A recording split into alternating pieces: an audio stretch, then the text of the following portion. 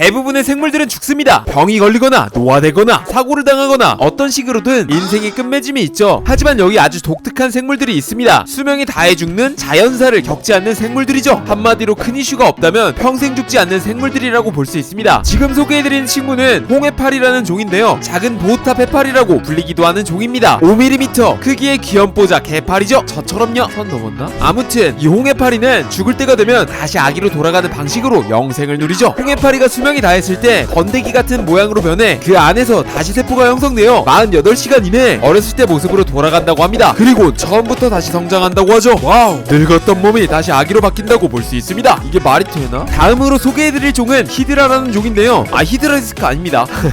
아무튼 이 말미잘 비슷하게 생긴 쬐까는 녀석은 조금 다른 방식으로 영생을 누립니다. 줄기세포라고 아시나요? 히드라는 이 줄기세포가 무한하게 재생됩니다. 그렇기에 히드라는 늙지 않고 큰일이 없다면 평생 살 수 있죠. 이런 튼실한 능력 바탕에는 폭소라는 단백질이 있는데요. 이 단백질이 동물에게 활성화되면 수명이 증가해 장수 유전자라고 알려져 있기도 한 유전자입니다. 히드라에겐 이 폭소 단백질이 몸집에 비해 과도하게 많이 발현된다고 합니다. 그래서 끊임없는 젊음을 유지할 수 있는 것이죠. 하하, 이런 너무 처음 보는 생물들만 소개해드렸군요. 우리 근처에, 아니 근처라고 하기엔 너무 비싼 친근한 존재가 있죠. 바로 랍스터, 바닷가재입니다. 랍스터 역시 늙지 않는 것으로 유명합니다. 보통 동물의 경우 늙는 이유가 참 다양한데요. 그 중 핵심적인 이유 중 하나가 바로 텔로미어입니다. 텔로미어란 진핵생물 염색체 말단에 존재하는 염기 서열입니다. 이게 세포를 복제하는 과정 속 말단 소립이 조금씩 짧아집니다. 그리고 더 이상 짧아질 수 없을 때 세포 분열이 멈추게 되죠. 근데 랍스터는 이 텔로미어를 재생할 수 있는 텔로머라제라는 효소가 끊임없이 공급된다고 합니다. 그래서 말단 소립이 짧아지지 않고 계속해서 세포가 분열하게 되죠. 덩치는 커지지만 계속 젊음을 유지할 수 있다고 볼 수 있습니다. 하지만 랍스터에겐 치명적인 단점이 있는데요. 바로 껍질에 비해 계속해서 덩치가 커지므로 탈피를 계속해서 하게 됩니다. 하지만 탈피를 할 때 엄청난 에너지가 소비되어 후에 피로, 질병, 껍질 붕괴 등으로 생을 마감하는 사례가 많다고 합니다. 암세포 역시 랍스터와 비슷한 계열인데요. 격렬하다라고 표현될 정도로 세포 분열을 계속해서 하지만 텔로머라제 효소를 분비하여 텔로미어의 길이가 짧아지지 않아 계속해서 증식하는 것이죠. 암세포 역시 늙지 않고 계속해서 증식한다고 볼 수 있습니다. 오늘 소개해드린 동물 외에도 불, 진공 등 극악의 조건에서 살아남는 경우도, 신진대사를 느리게 해 500년이 넘게 살아남은 상어의 경우도, 이론적으로 몇백 년을 살더라도 문제되지 않는 어패류도 있죠. 슈퍼 초장수하는 성게도 있고요. 지금까지 발견된 죽지 않는 또는 엄청 오래 사는 생물이 엄청나게 많다고 볼 수는 없지만 계속해서 이런 발견이 늘어나고 있습니다. 오늘 소개해드릴 사례들을 미루어 보았을 때 정말 연구가 잘 된다면 늙지 않고 이 나이 그대로 평생을 살 수 있는 그런 시대도 도래하지 않을까 라는 허무맹랑한 생각이 듭니다. 진짜 그렇게 된다면 인생 중 가장 빛나는 20대라는 말이 인생 중 가장 빛나는 80대라는 말로 바뀌려나요? 아무튼 이런 가능성을 열어두고 사는 것도 나쁘지 않다는 생각을 해보며 오늘 영상 마무리할게요. 뿅!